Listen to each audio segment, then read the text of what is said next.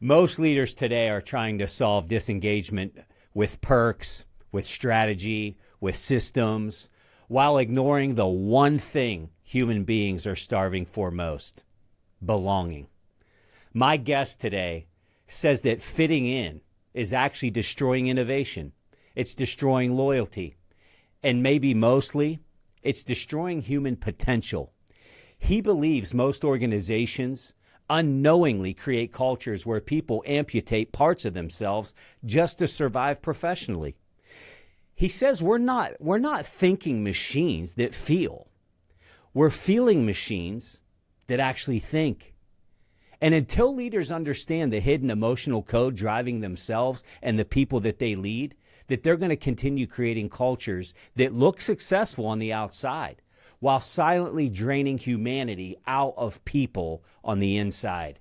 Today, we're talking about the art of belonging with Dov Baron.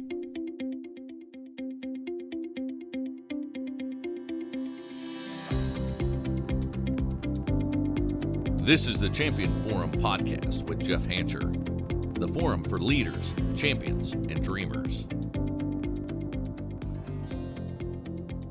Hey, welcome back to the show, everyone. Prepare yourself today to be challenged, to be inspired, because we have a thought leader today that has walked the walk. Dov Baron serves elite individuals all over the world who want what's missing. He's a speaker, he's a facilitator, he's a best-selling author, and he's the host of the Dov Baron Show, which has been ranked the #1 podcast for Fortune 500 executives by Apple Podcasts. This is actually a show that I began listening to several years ago when I was still in the corporate world trying to figure out how to be a senior leader myself, and I also had the honor of being a guest on that show. Dov has been named a top 30 global leadership guru 5 times, and an Inc. magazine top leadership speaker twice. For more than 30 years, Dov has helped leaders and organizations create cultures of belonging because, as he says, fitting in is not the same as belonging. Born into poverty in northern England and surrounded by violence, addiction, and chaos, Dov became obsessed with the search for meaning and human connection. That journey, it eventually led him to study human behavior and study leadership and study things like emotional intelligence and what truly creates fierce loyalty inside of organizations and relationships. His new book, The Art of Belonging: How Conformity Silences Genius and How to Unleash It, is one of the most thought-provoking leadership books that I have read in some time. Dov Baron, welcome to the show, my friend. Thank you, Jeff. By the way, that was an awesome intro. I will take a recording of that, and I will play it in my living room and ask my wife to say it every morning. Well, hey, listen, I'll tell you this. You are one of the hardest guys to do an intro for, because I felt like I could do an entire episode on the intro. I mean, your body of work is just unbelievable. And Thank you. I've told you this whenever I had the honor of being on your show. There are thought leaders in the world that I do respect. I respect their content. But then there are ones that you personally have benefited from, and you are one of those in my life, Dov. So grateful for the work that you do, and certainly grateful that this is mission for you. You're not letting off the gas, and you're bringing new content to us all the time. So we're grateful for you. Thanks, mate. Again, I really appreciate being on, and like I said, I appreciate the intro. And I think that there's a lot of common ground between you and I, obviously because we both don't come from, the elite background, Right. but because we are so both committed to being of service in a very real way. And I think there's a lot of platitudes in our industry, and I think that's kind of annoying to me, at least. Yeah. Or people saying the right things, and it's a regurgitation. And oftentimes there's a need for people like you who say, look, this is what it is. This is what it's about. Here's how you're BSing yourself, and here's what you need to do, and just go do it. And at the same time, it is a steel hand in a velvet glove. It's delivered. It has punch, but it's always delivered with compassion and kindness and empathy. And I love that about your work. So thank you. It's kind of like firm feedback in a fragile world. It's exactly what it is. I've heard that somewhere. Some schmuck said that somewhere. What was his name? Right? Yeah. What was his name? Oh, I love it. I love it. something? Well, funny you say that, Dov, because when I was introduced to your show by an executive in my company back in the day, and I remember listening to the first episode, and the word that I would describe it and how it came to my mind was edgy. Mm-hmm. And I loved it because it is this no nonsense BS. The wrong audience would say it's intimidating, and but to the person that's like, no, I need to grow. I want more. I want somebody to tell me how it is and like it should be. And man, you bring that. And I will tell you what's so funny is when I was reading your transcript, your manuscript, I literally heard your voice as I was reading the book because I've been listening to you for so long. That's great. So it was just such a unique experience to read the book and hear your voice while I was reading the book. That's very cool. Thank you. We won't give away too much of the book because obviously there's a release date coming, but I definitely want to touch on it and get the audience excited about what is coming. But I want to say before we dive into some of that, I got to tell you, man, this is not, listener, your typical leadership book. I mean, Dov, you challenge leaders right out of the gate with this book. And you're basically telling the reader, if your culture is built on fitting in, you are crushing the humanity out of people. And man, that is a very bold way to open a book. What made you to decide to go there and bring this book to the world and come out with such a strong message? You know, it's a great question because I think we all read Good to Great. It was a fantastic book, Jim Collins. Get the right people on the right bus in the right seats. And when I read that, it made so much sense. And then COVID happened. And when COVID happened, we were all removed from inside of the company culture to working from home. And then COVID was over and people didn't want to go back. Mm-hmm. And I'm like, what is going on here? Why don't people, like, we had spent billions before COVID trying to up level engagement, and it was still incredibly low, and it only got lower with all the billions spent. So what was going on? And what I realized was that COVID had destroyed a lot of things. The pandemic destroyed. I mean, there used to be a bowling club. There used to be, you played cards in a club. You went to whatever it was. You had these clubs. You had these communities. Even churches. One of my friends, who's a very well-known speaker, she's a member of the oldest gospel church in Memphis. I mean, that's a church I would go to, and I'm not Christian. Because I want to be in the vibe, man. I want to feel that. I want to feel the healing coming on. You know, it's just going to be amazing. And she was telling me that she had got a call from her friend. Now, she's gone to this church since she was 7 years old, and she got a call from her friend and said, "Why haven't you been at church?" And she said, "I'm there every week." And she goes, "No, you're not. I'm there. You're not there." She goes, "Oh, I go online." And her friend said, "Get your ass back to church." And she said she went back to church and she realized how much she missed it. But she had talked herself into believing it was the same online as it was in person. And I think that's what we've done with every kind of community thing. So now here's the thing. We used to have all those communities that were separate from work, right? We've lost a lot of those. We've become isolated. Now, this is important. We're not necessarily lonely, but we are isolated. If you work from home, you have an office from home, even if you're a consultant at highest level, how much time do you actually spend with people? Right. You might not be lonely, but you are isolated. You're separate from the world. Wow. And what we've begun to realize, and all the research showed me in order to write this book, was we, as a corporate entity, as organizations, we have a responsibility to build community in our environment, in our work environment. Now people go, well, you know, is that my job? I'm about profit. Okay, fine. Watch what happens to your company, particularly as AI takes over in the next 5 years. people don't want to be there. You've tried to get them back to the office, they won't come. Why? Because there's no reason to be there. Right. If there's no reason to be there, and I have to come, you force me to come, then I'm going to come, and I'm going to do exactly what you tell me to do, and not a scrap more. And I'm not really interacting with other people because nobody's really there, because everybody's now on these rotating be at work things. It doesn't work.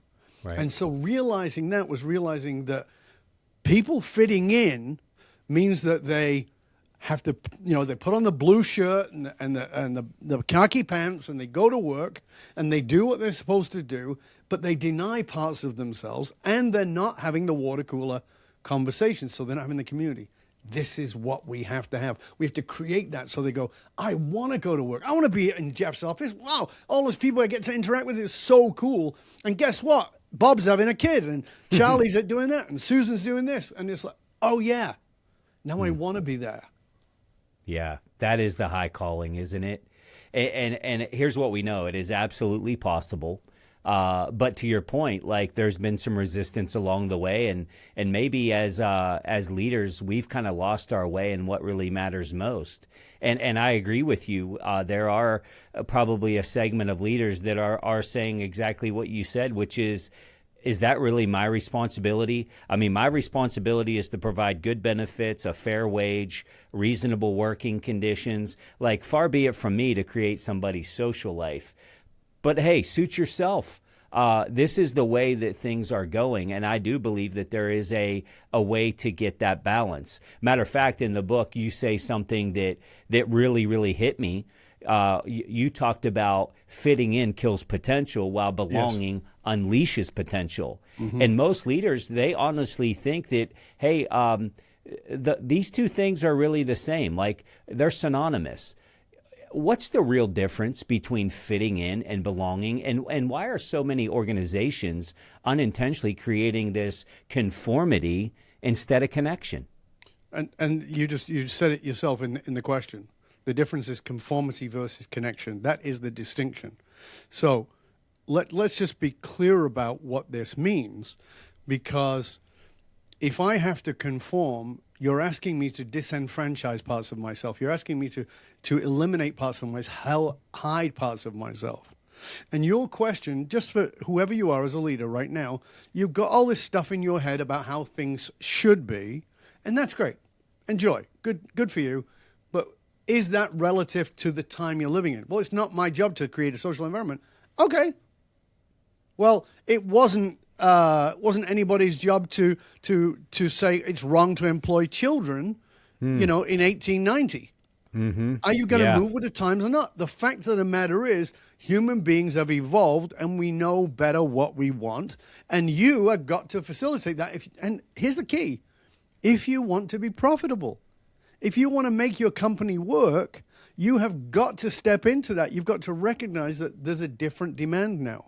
So for me, it's very simple. Many, many, many years ago, I was when I was in the very early days of what I do now, so it's 30-odd, almost 40 years ago, and I was hanging out with this consultant. He was talking to me, and he said he just had a breakup with his partner. Now, that was a business partner.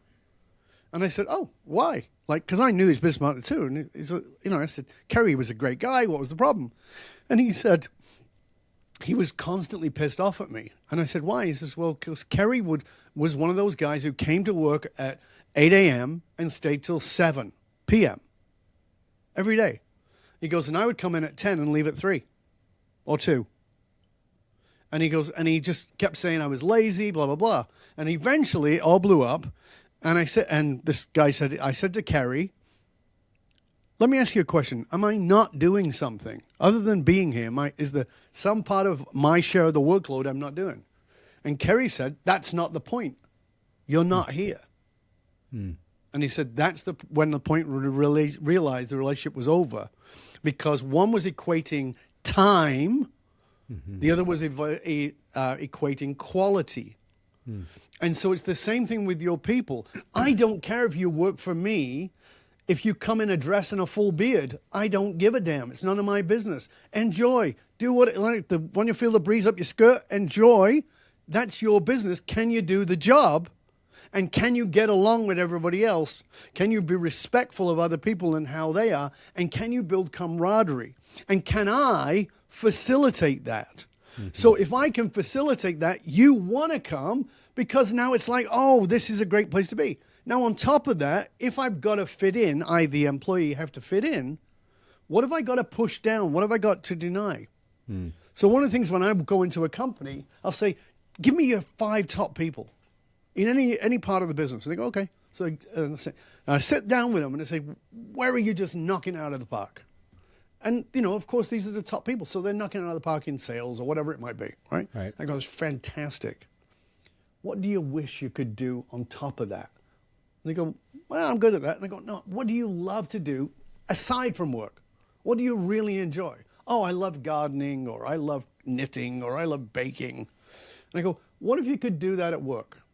They go, what do you mean?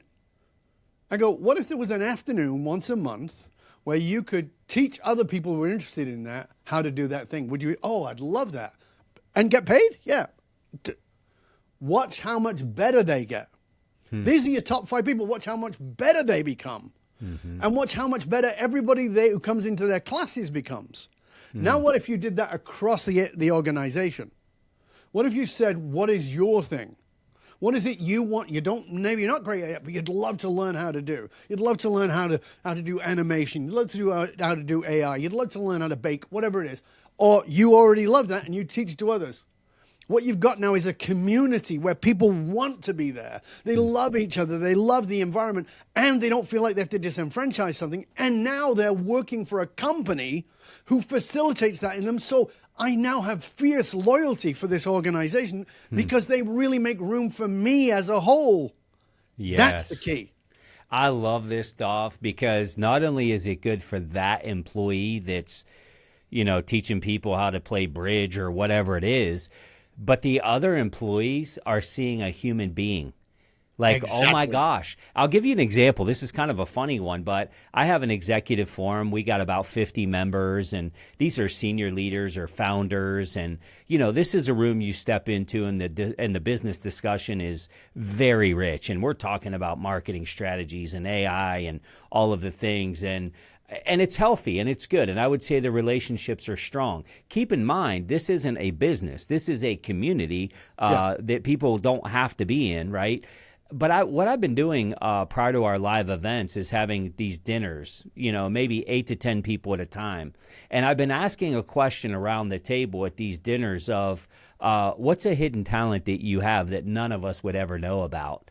And we start hearing these things. Like last night we had one, and I won't say his last name, but my buddy Joe said, man, I used to play the trumpet. And I said, you got to be kidding me, the trumpet. He said, yeah. I said, you know what we should do? Before one of our next live events, you should lead us in the national anthem with the trumpet. And he was like, oh my gosh. I said, can you imagine how you, a senior leader in a bank, how people would respond to Joe playing the trumpet? And so this whole conversation happened about, we want to do this more. The other people were like, oh my gosh, Joe, I'm begging you, please do it. Do the trumpet. Just this little example, Dov, it is spot on. But there are going to be leaders out there that are like, not on my payroll. We would never do that. But you talk about this in the book, the cost of the conformity, and you talk about this, how people are hacking pieces of themselves, hacking it right off of themselves just to survive in these cultures that these leaders are creating, albeit maybe unintentionally. I think a lot of leaders underestimate the emotional cost of that. So I guess here's a question for you. What actually happens to creativity and innovation that companies desperately need, not to mention loyalty, when people feel like they can't fully be themselves at work? It's a very important question you're asking, Jeff. And the way that I would put it is simply like this. If you think about your need for innovation in your organization, if a company exists, I don't care what kind of business it is, if you think you don't need innovation, you're lost in the woods. It's over. You need innovation. So what do? You look for new people and you hire them. And what's the question you ask? Excuse me. What's the question that every hiring asks? Tell me an example of a time when you thought outside of the box, Jeff. And you go, oh, well, blah, blah, blah, blah, blah. And then we have the final 5 interviews, and then the team of us get together and we go, well, Jeff's answer was, he thought out of the box like this, and that's exactly what we need. Fantastic. Come and work for us, Jeff. Here's a job. Here's a great contract. Here's some pay, blah, blah, blah. And by the way, whatever you do, don't think outside the box. Right. In fact, if you do, we'll punish you. Yeah, right. That's exactly what happens. I've been sat in these rooms and then watched it, and it's like you hired the person to think outside of the box, but you want them to think inside your box. That's not innovation. That's right. What you're actually asking for, and this is something I challenge the big leaders I work with, is I say, do you want innovation? And they go, yeah. I go, are you sure?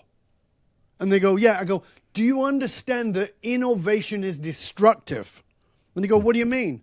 I go, after the iPod came out, how many of you kept your cassettes or your CDs? Not many, I'll bet. No. It's a destructive process.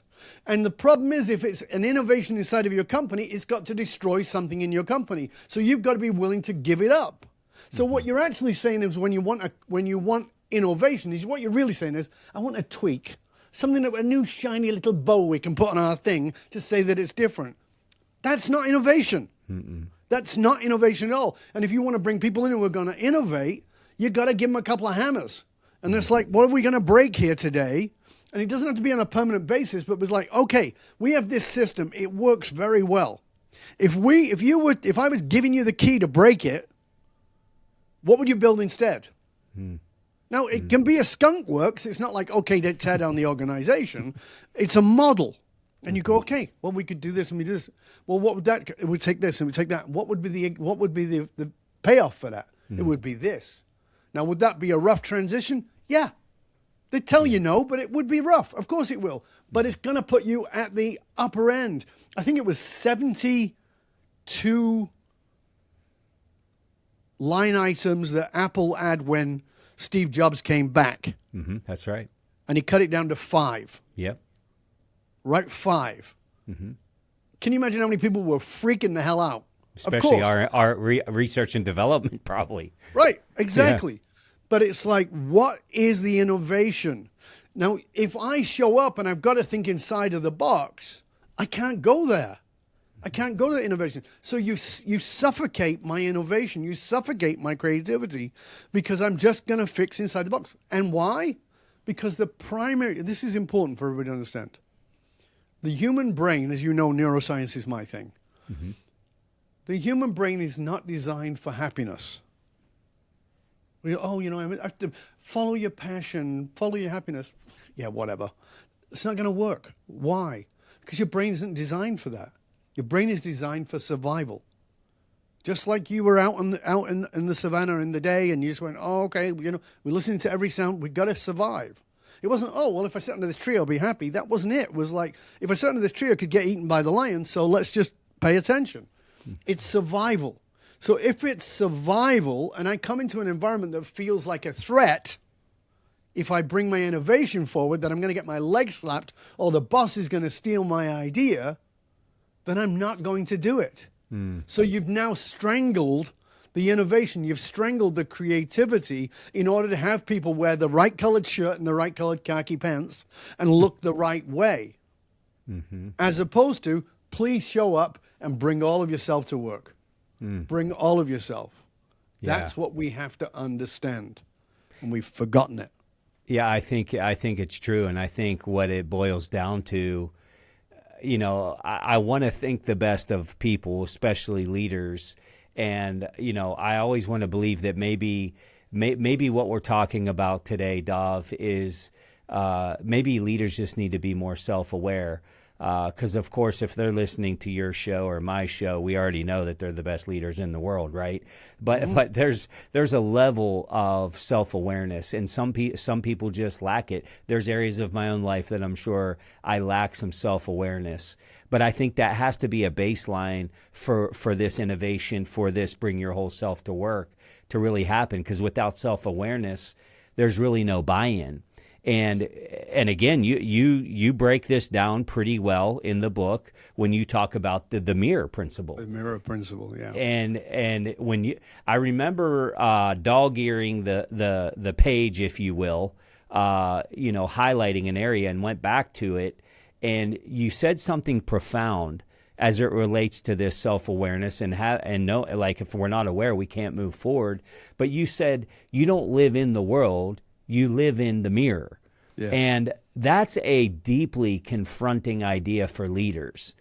Can you unpack that a little bit by, what you mean by that maybe, and why self-awareness is non-negotiable in leadership so that we can move forward? Yeah, there's a lot to unpack in there. So first of all, as you said, the title of that chapter is called The Mirror, and it's called The Mirror Principle. And the mirror principle is you don't live in the world, you live in the mirror.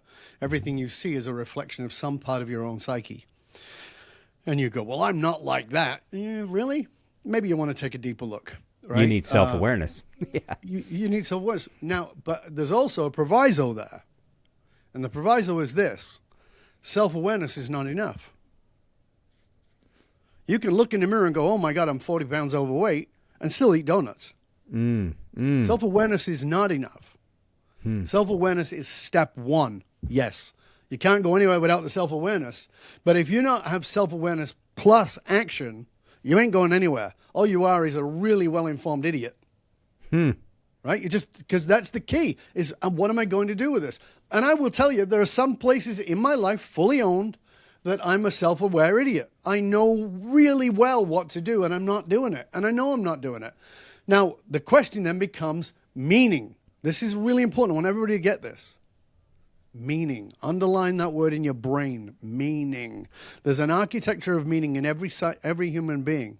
And human beings only do what matters. What that means is, what is the level or the depth or the gravity of the meaning you've given the thing? Simple example at a personal level for anybody. Guys, and this was a research piece in the late 90s, early 2000s. They interviewed men whose wives had asked for a divorce. Right? 60% of those men said it came out of nowhere. 60% of the guys said, did not see it coming. They interviewed those guys' wives. Right? Oh, they asked the men, well, what did she ask for the divorce about? And he said, X and Y. They went back to the wives and they said, he said it was a surprise. Was it a surprise? I've told him for years that it was X and Y. So what's the difference? They had awareness, but they didn't let it in. Why? Because it didn't have meaning. Now, interestingly, of those 60% of guys who didn't know, more than 80% of those guys said they would willingly change the thing that she'd asked for the divorce about. Remember, she's already been asking for that change for years.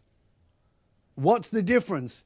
Meaning, gravitas, the emotional weight in the moment. Nothing changes until it's painful enough for you to change. So having awareness is lovely. Who gives a poop? Like I say to my clients, here's the deal. I don't give a shit about your aha moments. Your aha moments are just bragging rights. You're going to tell your friend, oh, I listened to Dov, I was with Jeff, and I had this real aha moment. And next week, I'm going to come back to you and say, what did you do with it? And you go, oh, nothing, I forgot about it. Then it doesn't matter. It's irrelevant. You have awareness without action. It's irrelevant. It's smoke in the wind. It doesn't matter. The question is, what are you going to do with it? Your aha moments don't matter. What matters is your F it moments. When you go, F it, I can't bear this anymore, I'm going to do something different, that's the one that counts. Now, that's awareness plus emotional gravity. Yeah. That's the key. That's what's going to make you change. So self-awareness is important. When you do the mirror exercise in that book, you're going to get a ton of awareness. But if you don't do anything with it, it'll just be bragging rights. You'll talk to your friends about it at the party. And, oh, my God, I read Dov's book. It's wonderful. It's fantastic. You should read it. And you tell everybody you read it. Yeah. But did you do anything with it? No, we're still running the company exactly the same. We're still running the leadership exactly the same. Yeah, I talked about it in my group, but we never did anything with it. Okay, then really you just wasted time and $25. I mean, okay. If that's Yeah. what you want to do, I'm happy to sell you the book, but it's not really what I want you to do. I'm not here to give you information. It's information plus application that creates transformation. I will tell you, thinking about that in my own life, thinking about clients that I have as well. But I will say this, like, we could have stopped right at, you can look it in the mirror, know that you're overweight, and still eat donuts. Like, if that's not a highlight that comes out of this show. But I mean, you talk about that hitting home, and you do talk about the emotional side of this. And I think this is what we're talking about, as I recall the conversation about emotional programming. Is that where this stems from? Is like, and you referenced it, and it's well said, an educated derelict. I know the self-awareness. I know what to do. I'm not doing it. And you make an argument in the book that leaders are often reacting from emotional programming. Is that what this is? You know, the emotional source code? Is that the root and of where this comes from? And how do we make that pivot? Yeah, that's a big question and a lot to unpack in there. So yes, it's all based in the emotional source code. So as you said in the introduction, we like to tell ourselves that we're thinking beings who feel. The neurosciences absolutely proves that to be dead wrong. We are emotional beings who think. We like to tell ourselves rational lies about what it is we feel, and we call it rationalizing. But it's a rational lie we make up about what it is we already feel. If I ask you what car do you have, and you tell me, and I say why, and you go, oh well, it was the best, and it was, you know, it won this award, and blah blah blah. And I go, what color is it? And you go, red. And I go, why? You go, I love red. You bought it because it's a red car. That's why. Nothing wrong with it. That's fine. It's not a bad thing. You just had to have a bunch of justifications that it gets so many miles to the gallon. Okay, that's fine. We are emotional beings first. So we have an emotional source code. That's the baseline. Now, I'm going to explain the 5 levels of this. Can I go through them? Sure, yes. All right. Okay, so I'm going to go through the 5 levels. Feel free to interrupt me if it's too long or you want clarification or anything. But the base level is the milieu. It's the environment you grew up in. That's where your emotional source code lies. So if you are me, you grew up in crime, violence, abuse, poverty, etc., etc. That's the milieu. Out of that, I, as a small child in my very formative years, and I'm talking about even before I'm 5, but certainly before I'm 12, I have to work out the meaning of this environment for my survival. No other reason. So this is called the architecture of meaning, the emotional source code, and above that is the architecture of meaning, my anatomy of meaning. What is it that I've decided this means in order for me to survive? Now, is that right or wrong? It's absolutely right. You did it. How do I know it's right? You're alive. So it worked. Congratulations. Is it healthy? Well, that's a different question entirely. And the problem with that is there's no chronology in the unconscious mind, meaning you don't have a clock inside of your brain, in your unconscious mind. It doesn't work that way. So the meaning you gave to survive when you were 4 is still the meaning you're running at 64. It's not changed unless you have examined it. So you go, when somebody shouts, that means I'm going to get in trouble. So now you've got this fear of conflict and you're a shit leader because you can't confront anything. You're trying to be nice to everybody. And it's not that you shouldn't be respectful to people, but you can't deal with any conflict. And you can't even deal with conflict with the people inside of your organization because it sets off all kinds of internal signals that you're not even aware of because it's in your unconscious mind. Now, the next level of that, so we got emotional source code, anatomy of meaning. Above that, we go, well, if this is what it takes to survive and this is the meaning of my environment, then I have to be a certain kind of person. This is the environment, meaning, this is the identity I've got to take on. So who am I going to be? Now, again, you mentioned it, I mentioned it. My environment, poverty, crime, violence, etc. My brain in that area goes, okay, well, if I'm going to survive this environment, it doesn't just say who do I have to be, what kind of characteristics do I have to take on? It says, what can't I be? What won't fit here? What won't survive here? So just take a guess at those two sides. Who would I have to be as an identity, and who would I have to not be? Can you just pull a couple of those, Jeff? I mean, who would I have to be? Would be somebody that, and I'm just thinking of my own journey. I would have to be somebody that is an avid reader. I would have to be somebody that is around people that have had success. Too old. Too old.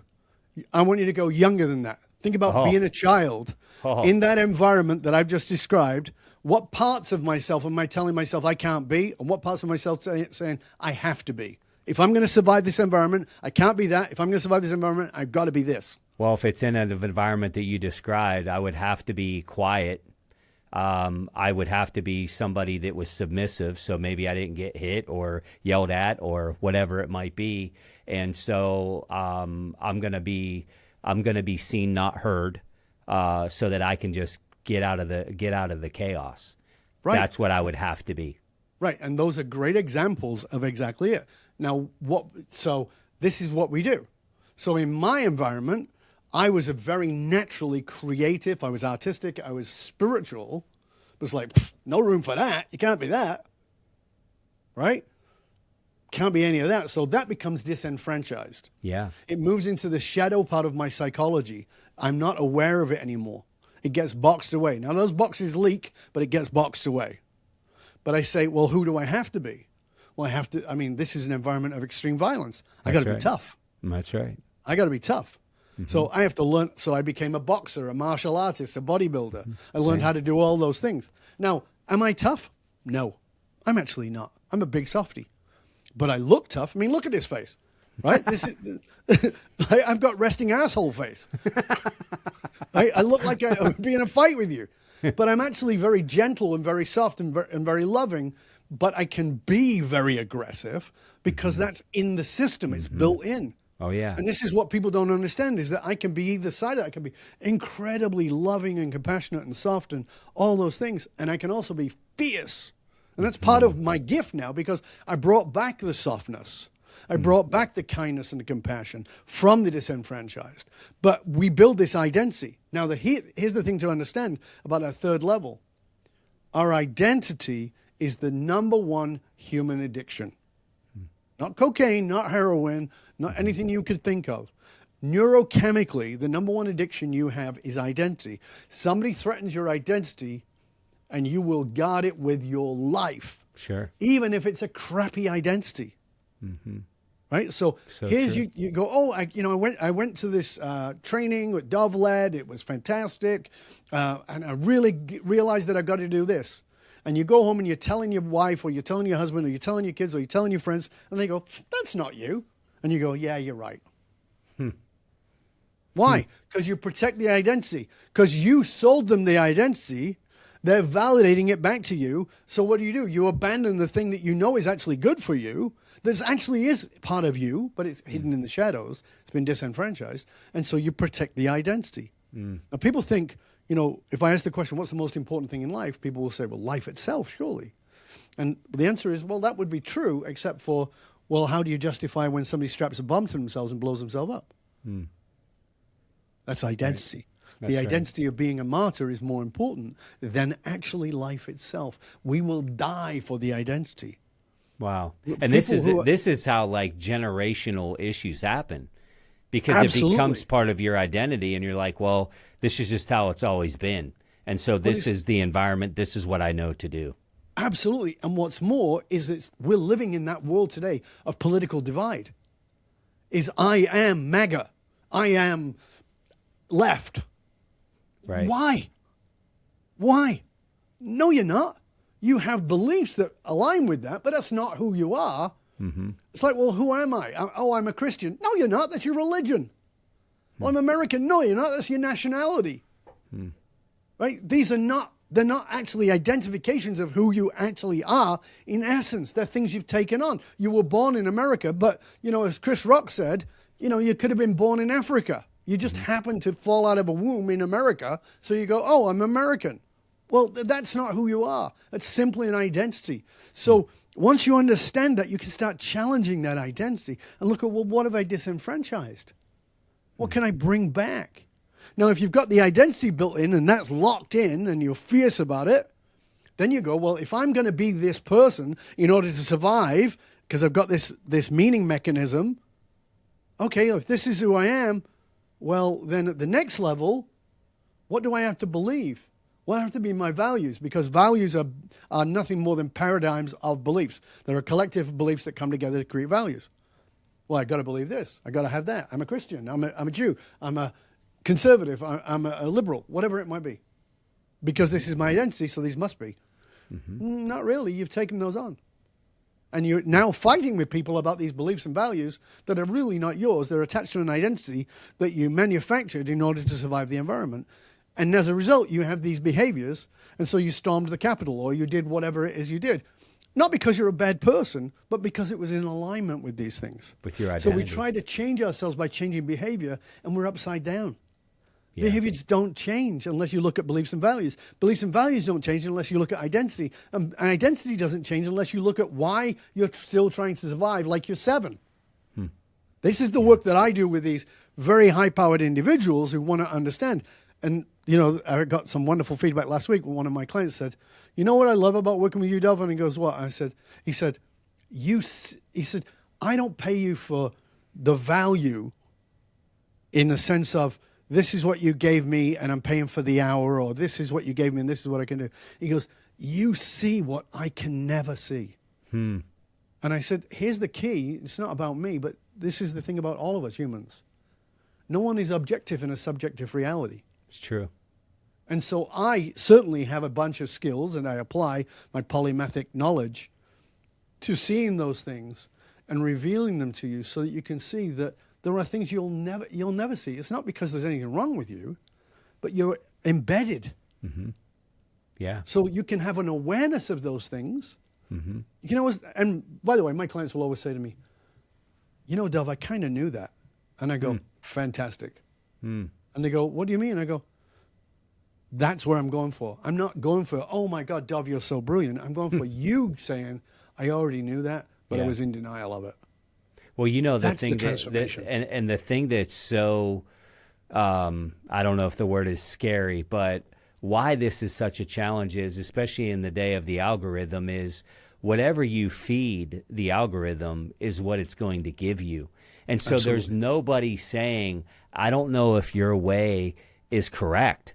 Nobody. Back to what you're saying is you help people identify that. You have people that said, look, the value I get is that you're kind of putting that in check, which we need that. I don't care if it's good, evil, whatever it might be. I think to everything that there's a little bit of balance so that we can become our fullest.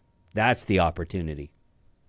I couldn't agree more with you, Jeff. And I think that one of the great challenges is that we want to, I think one of the great losses of our time, social media has done it to us, the algorithms have done it to us, and we've done it to ourselves, let's be honest about it, is that we've lost nuance. We've lost context. We read headlines. We don't read articles. I write 2 long-form articles a week, every Tuesday on LinkedIn, every Thursday on my own blog. And I know I do it because it's important, but I also know that most people are skimming. It's true. And it's so sad. It's so sad because we lose context. And if we don't have the context, we go, oh, well, he did that. What's the context for that? He punched this guy in the face. Is there a context? Well, it doesn't matter. It was wrong. Well, maybe it does matter. Maybe it does matter. Right. There's a woman I just read about today. A guy had raped her daughter. He served time in jail. Her 11-year-old daughter. He spent time in jail. He came out, short period of time. It was discovered later that he had raped many children, and she killed him. She killed him. Now, am I saying murder's okay? Of course not. I'm not saying that. But there's a context there that's very different than she killed a man. Right. There's a completely different context that allows us to evaluate things very differently. And that's what we're supposed to do in our work situations. Sure. This person lost their crap with another person. Okay, what's the context? What's the nuance? Yeah. What's the nuance of the situation? Now we're so politically correct, we don't even observe nuance. It's true. This is where we're lost. And then you get stuck in an environment and you don't even have ears for any other voices. And, you tell a story in the book about your accident, and the essence of that entire story is like you have to let go of where you were. And I will tell you, this hit home to me because, I had a rough upbringing as well. And I had to break through belief systems and all of this stuff. I had to let go of where I was. But you talk about your climbing accident and the personal transformation that happened in your life as a result of that. And I do think this is a big part of it for anybody, regardless of whether it's trauma or not.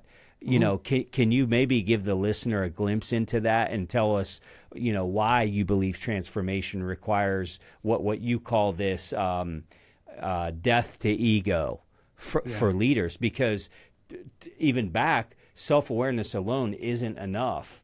You have to push through that. So sometimes you have to die to your own ego to get there. Can you talk about that?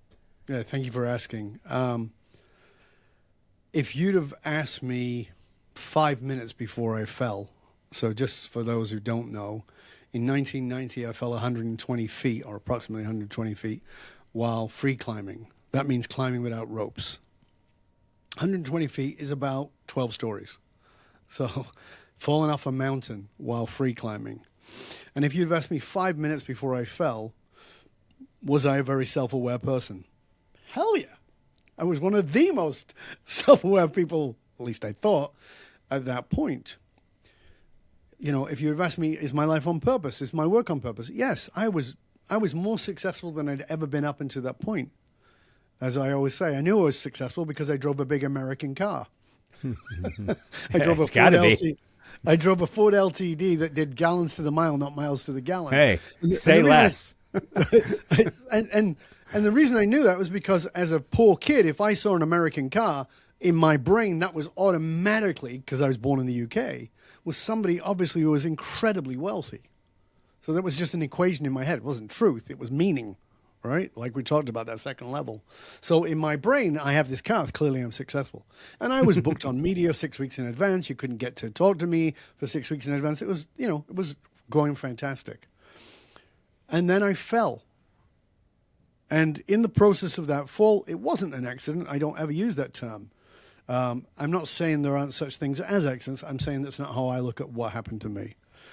I fell, and in that process, I died 5 times, as in he's gone 5 times. 5 times, came back, obviously, because I'm still here. This was not the face I had before. I had, I think, 11 reconstructive surgeries, had my face rebuilt in all kinds of ways. If you look close, you'll see all kinds of scars that people go, oh, you haven't got any scars. Yeah, if you look, you'll see them. Like there's one over each eyebrow here where they rebuilt this part of my forehead and went in and rebuilt my cheekbones. And I had one eye up here and one eye down here, and they leveled those up, and the roof of my mouth was crushed over. It was a mess. And in the recovery, people would say, how you doing? Now, again, remember, anatomy of meaning. Growing up in the environment I've grown up in, I've decided this is how you survive and this is the identity you have to have. So when people would say, how you doing, based on that identity, what would I say? I'm great. I'm coming back. Nothing keeps me down. Knock me down 7 times, I'll get up 8, because that's what I had to be in that environment in order to survive. By the way, I'm saying all this as my jaws wide closed. So I'm saying it through wires in my teeth. I'm saying all that.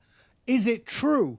No. Did I know it wasn't true? Yes, I knew. I knew I was lying. I felt darkly depressed. But I would go out with my buddies who would pick me up and take me out on a Saturday night with my jaw wired closed, and and I'd pretend to have a good time. I knew I was acting. And then one night I went out with the lads, and it was about 9 months after I'd fallen. And I had a good night. And I smiled and laughed for the first time, and I thought, maybe I am coming back. It was this flicker of hope. And I walked down the back path to go up the steps into my kitchen of the house as my buddy dropped me off. And as I opened the door, the light from outside went across the floor, flooded the floor. And on the floor, there were garbage everywhere. There was coffee grinds, kitty litter, empty cans, meat packages. It smelled horrible. It was disgusting. And I went from that flicker of hope to pure, unadulterated rage. all the rage that I was feeling inside suddenly bubbled to the surface and just took over. And I wanted to find the culprit who had done this, and I wanted to create death. And I marched around my house looking for it, just really enraged. And I got into the living room, and there is the culprit, curled up, comfy, on the couch, relaxed. And I'm insanely mad. I'm seeing red. I lift my hand to strike, but that's not who I am. That's a kid I used to be, like, even then I wasn't. But it was like, that's not who I am. And there was like a flicker of a second where it was there, and I was like, no. And instead I reached down and scooped my cat up into my arms and pulled him close to my chest. And he was cold. And he was stiff. And he was dead. He'd had a distemper attack, and that's why he'd done all that stuff in the kitchen. And I fell to my knees, and I began to weep. And I was probably not crying, I was weeping. I mean, like, and I was probably there less than 2 minutes when I realized I'm not crying for the cat. I'm dead. That ego self, that one who kept saying, I'm great, I'm coming back, is dead, and I have to let him die. And that was way more difficult than the fall, way more difficult than all the pain I'd been through. I have to let him die. And I realized, I was there for hours, and I realized in that time that I had 3 paths in front of me. One path, which is the path I'd been running, which was, I'm great, I'm coming back, but that clearly wasn't working. I was horribly depressed. I could keep pretending, but it was not going to be work. It wasn't going to work. The second path was the most deliciously seductive path, and that path was be a victim.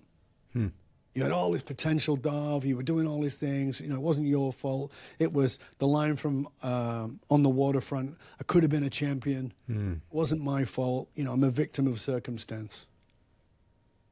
And that was very seductive. I've been That there. would give me stories for life. And I'm like, there's got to be another way.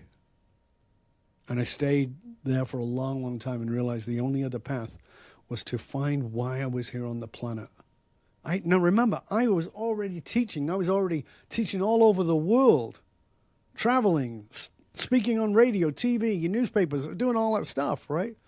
I was like, what if I've not really found my purpose? What if it's really not that? I've done all this study. I understand neuroscience. I understand psychology. I've been on the spiritual path. I've traveled the world to study with these great masters. What if I've still not found my purpose? What is it? What's driving me? And that's where I had to stay for 9 months. Now, I move people through that process in 24 hours now when they work with me privately, and they don't have to get smashed to pieces in the process. I don't require them to fall off a mountain. But it was from that place that everything changed. And it was because I realized that unconsciously I'd built this identity ego. Yes, it was more polished than the version that I had as a kid, but the drivers underneath it, the meaning architecture was exactly the same. When I confronted that, everything changed. The work changed, the purpose changed, the meaning changed, the clients changed. Man, I can't even begin to tell you how this resonates with me. I think of the milestones in my life and how I've had to evolve, and there's no doubt that there are listeners listening that are saying, hey, maybe I didn't fall off of a mountain, but there has to be a moment, whenever we come to grips with who we are and why we're here kind of thing. And maybe more importantly, and you touched on this stuff, who we're not. Let's talk about who we're not a little bit as well. And I think thanks for sharing that. I think we have to examine who we're not that we've told ourselves we are. It's not Right. just who we're not, That's but right. who we're not that we tell ourselves we are. Yeah.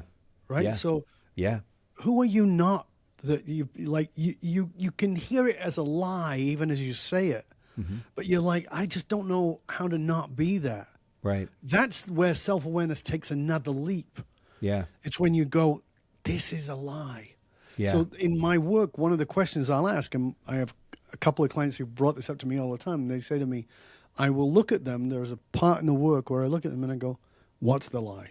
And they go, I wasn't lying. And I go, no, what's the lie? And I'll repeat that over and over hours. I keep bringing up, what's the lie? Mm-hmm. What's the lie? What's the lie? What's the lie you tell in order to hold on to that identity? Yeah, well, the worst thing, something worse than a lie is believing it and then owning it, because that's prison. That's absolute prison. Because a lie, the opposite of a lie is truth. You know, when there is a lie that you're believing, you are missing out on real truth. And that's breakthrough when that happens. Yeah, you miss out on real truth. But again, I want to be clear to everybody and be real with people, because I'm not interested in bullshitting anybody. And that is this, that the truth will set you free, but it's a painful process. Sure is. Enlightenment is a painful process. Everybody wants to be the phoenix, but nobody wants to face the fire. For the phoenix to rise out of the ashes, shit has to burn. Mm-hmm. And so what are you willing to let burn? And people go, oh, well, see, that's why I'm never going to do the work. I built this, billion-dollar company. I've, done this, I've done that. I'm not going to let all it burn. I'm not saying you have to let all of it burn. Mm-hmm. But you have to let the lies burn. And that means you'll have to confront parts of yourself that you've never confronted.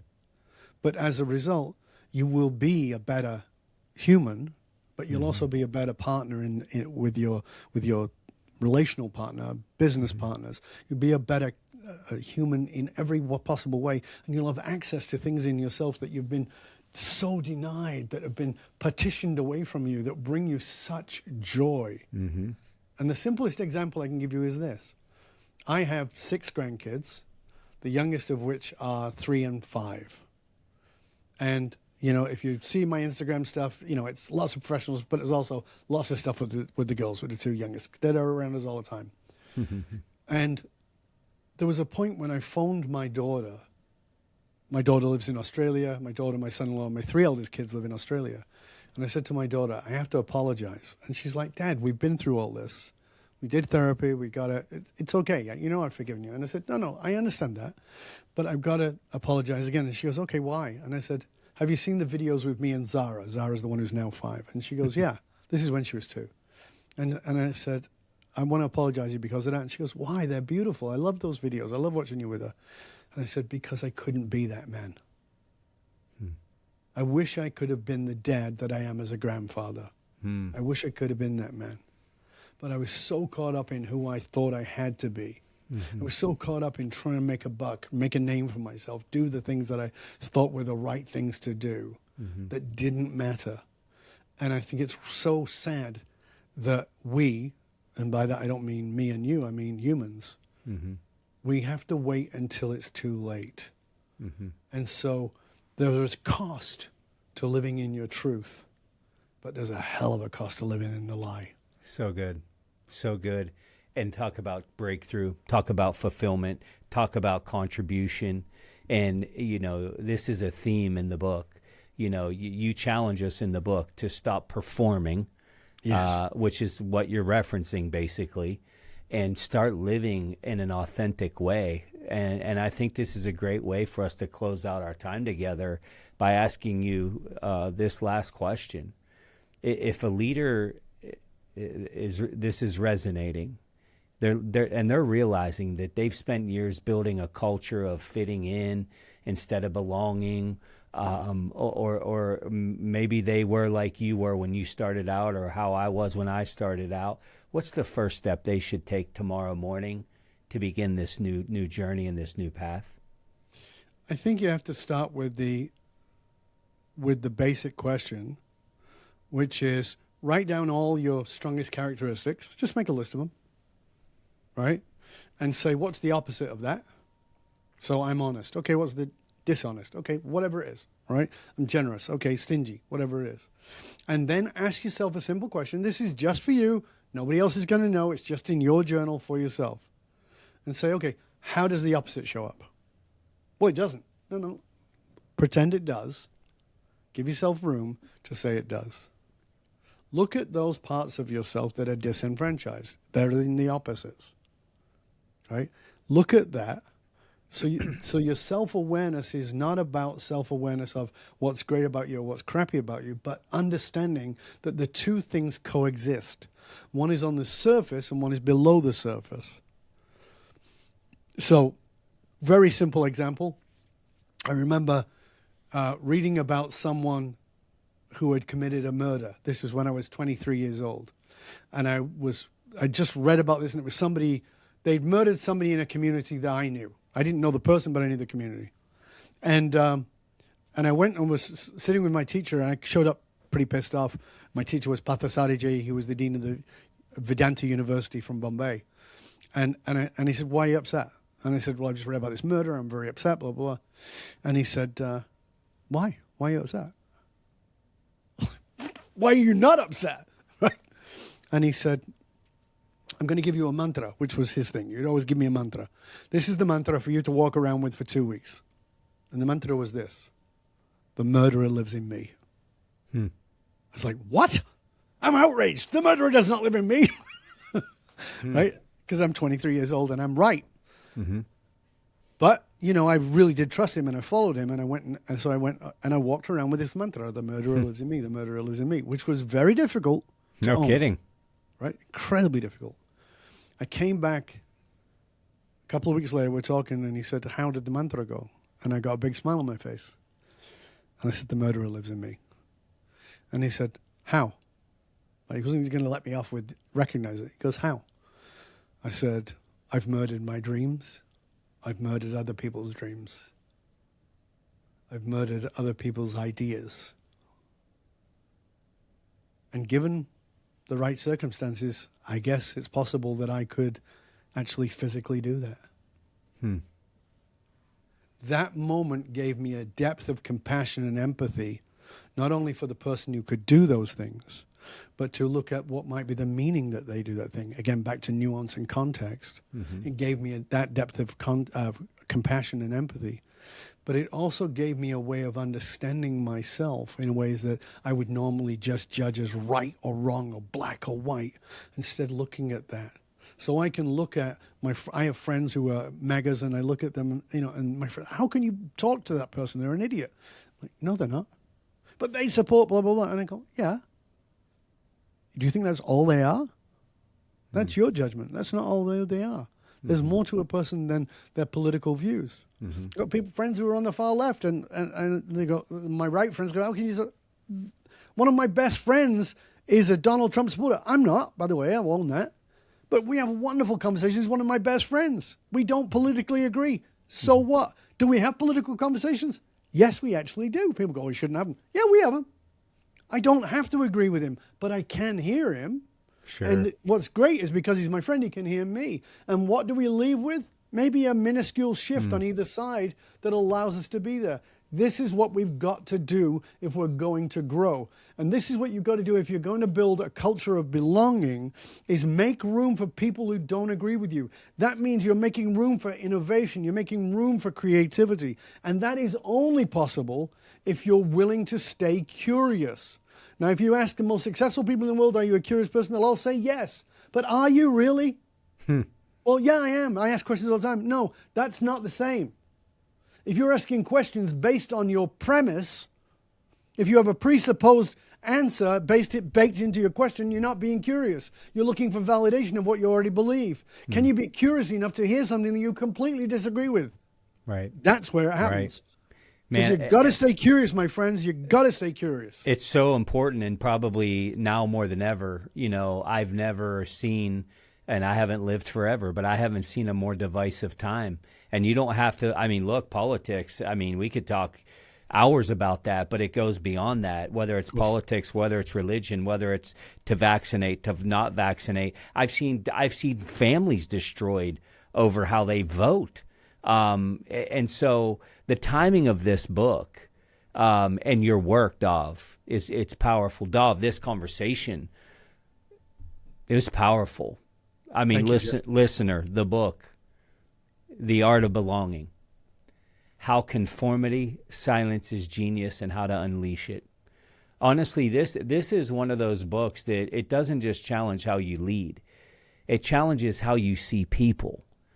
And can I say it again? It challenges how you see people.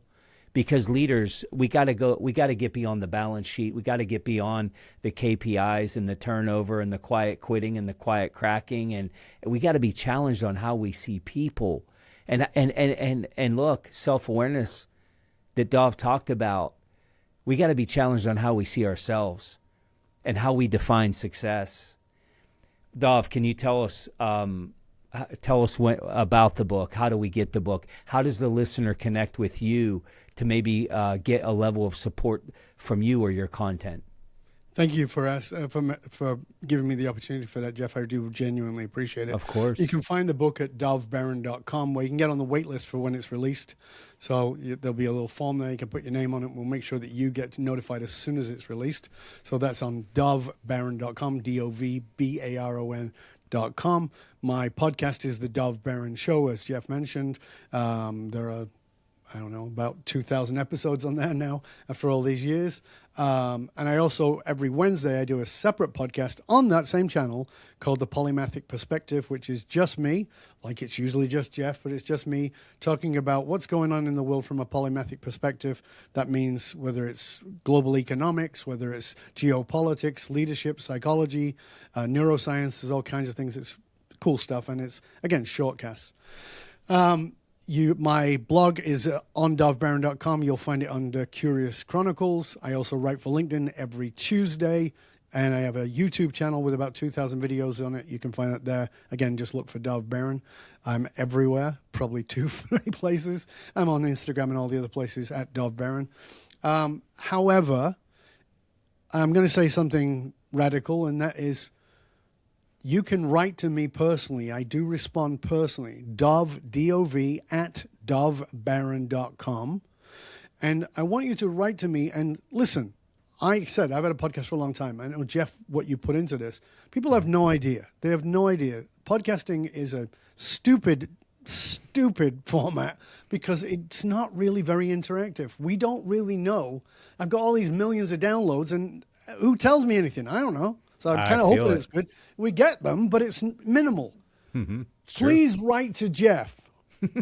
Yes. Tell him what you got out of the show. Not just the one with me, about his show. But if you got something out of the one with me, tell him what you got out of it. Write to me, Dov at Dov Baron. Tell us what you got out of it and what you're going to do with it. Remember, it's transformation comes from the application of the information. What are you going to do with it? What's the difference it's going to make in your life? How are you going to use it? And if I can help you, write to me personally, Dov at Dov Baron, and talk to me. Now, I'll still give you a bit of time. It doesn't mean you're going to come on as a client. I'm not going to do a sales pitch on you. That's not what I do. And I'll see if I can help you, if there's some way I can help you. I'm happy to do that. I am on the planet to serve. Mm-hmm. Now, we may not be able to work together permanently, but I might be able to give you something that will help you and move you forward.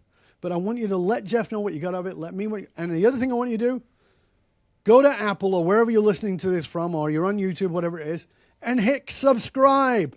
Put a comment. Leave some feedback. It makes a difference to the bullshit algorithm, and which makes a difference to the people who actually might get to find about it. And then share the show with everybody you know.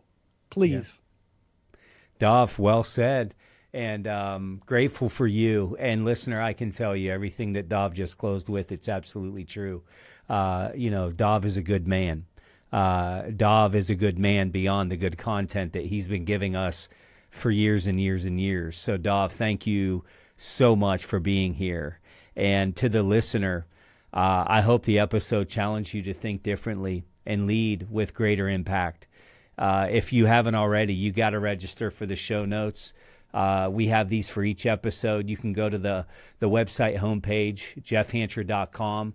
We're going to email you these show notes every week. You don't got to go download them or nothing. Use these show notes to engage with the content and drive real application. Listening to the show, Dov talked about it. It might give you awareness, but you got to go beyond that. You got to go to application. That's what this tool is for. It's absolutely free. We're going to have the links to connect with Dov from the episode, links to his website, his book, his email, so that you can reach out to him as well. Listen, until next week, create belonging on your team and for yourself, and keep turning the pressure into potential. the Champion Forum podcast with Jeff Hancher. Lead, inspire, win.